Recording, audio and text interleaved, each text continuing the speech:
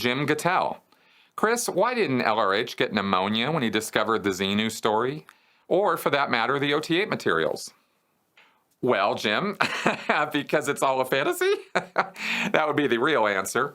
As far as given some Scientology context, L. Ron Hubbard was researching OT3 in 1967. He had, the years before, 1966, 67, he'd come up with solo auditing levels OT1 and OT2, and now here was this wall of fire that he released in October, I think it was, of 1967, where he gave his RJ67 lecture, announcing it and talking about it and the great catastrophe and all that.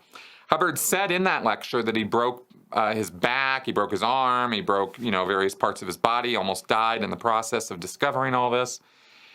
The idea that Scientologists have about how Hubbard does his research, and I guess how Hubbard did go about doing his research, because he had a research room and at St. Hill, and then later on the ship when he started the Sea Org, and he would sit in there with an e-meter and he would audit himself, which means he would ask himself questions and look for responses on the e-meter that would tell him that he was going in the right direction, that there was some kind of flutter on the needle indicated there was some kind of mental charge that needed to be taken care of, and he would use that to guide his research.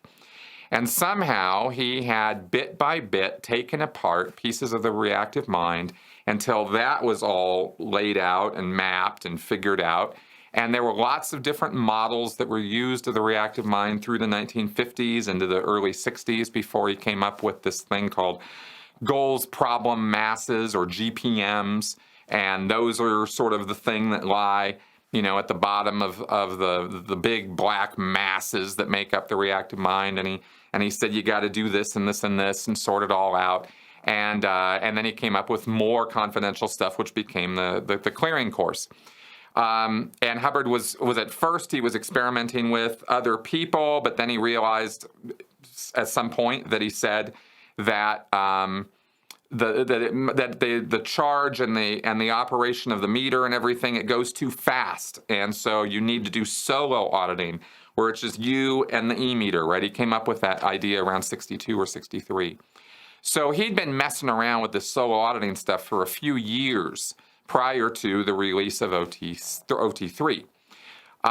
So he was pretty used to doing this. And I can't say, and I don't know that Hubbard ever really said exactly what his methodology was when he was by himself in the research room. So you just kind of invent the answer that he sat there and figured this stuff out. He even said in Keeping Scientology Working that, we won't stop and wonder how it was that I came to rise above the bank. I just did, right? Is kind of what he says. So he wasn't really keen on answering questions about how he was able to figure this stuff out.